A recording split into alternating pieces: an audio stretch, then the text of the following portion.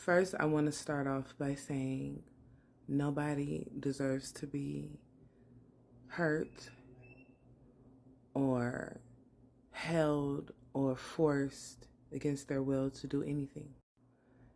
And there is a kink called consensual non-consensual. In other words, grape, right? There's a such thing as a grape kink, okay? I'm not excusing him. I'm just letting you know where I'm coming from. From what I can tell by the text messages that were released, and of course the case, they were engaging in what we like to call in the community race play. In some cases,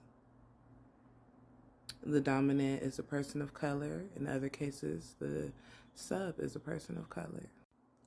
In this case, Shannon took on the dominant role. But here's where he effed up at. In the community, we have a thing called aftercare. What I like to do is consultations of kinks to get an understanding of the things that you're actually into, to help you understand that what we're going to engage in is consensual by you and I.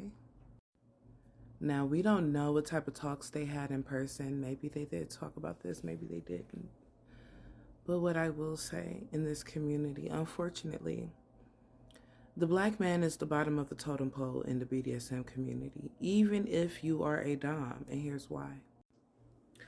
Most black men are fetishized, looked at as a BBC or a bull, or, just really looked at as a brute.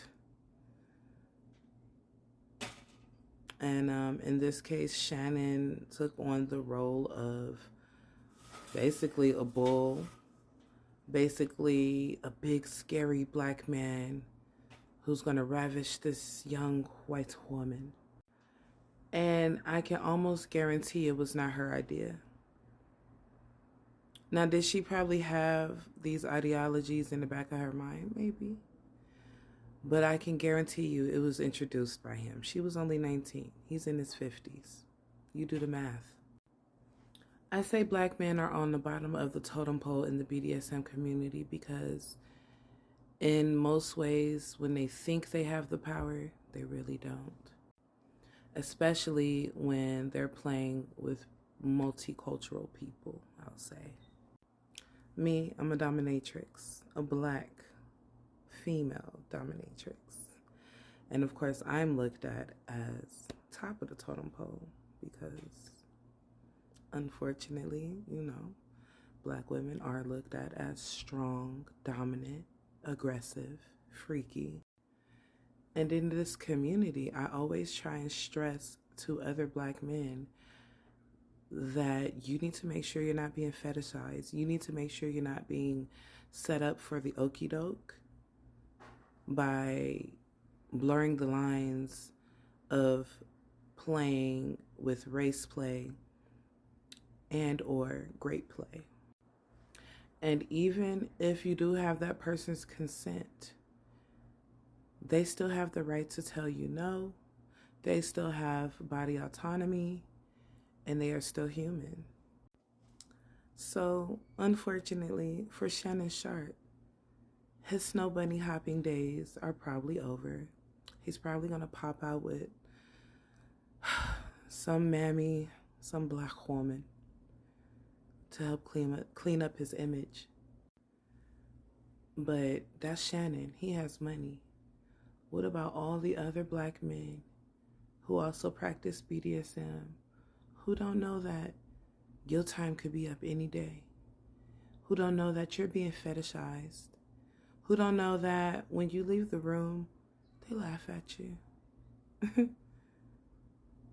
And they think that it's the 1800s all over again in some cases, with the race play, with the bull play, with the F my wife play.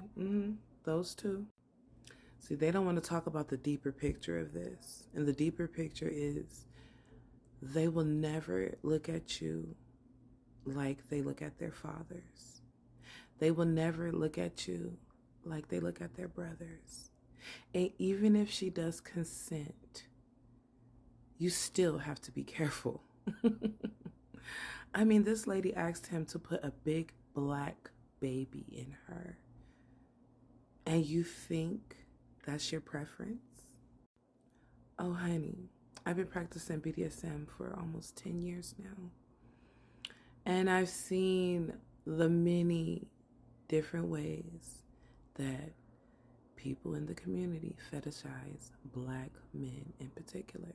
They do fetishize black women, but in some cases we have the power. In most cases we have the power, unless you're a full-on submissive.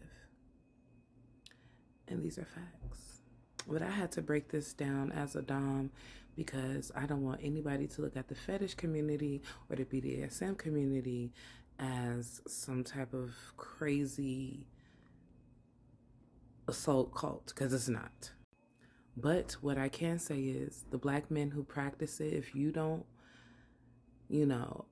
understand the power that you have and you still choose to be fetishized by multicultural women, and at the end of the deed you still think you're a king, you're sadly mistaken.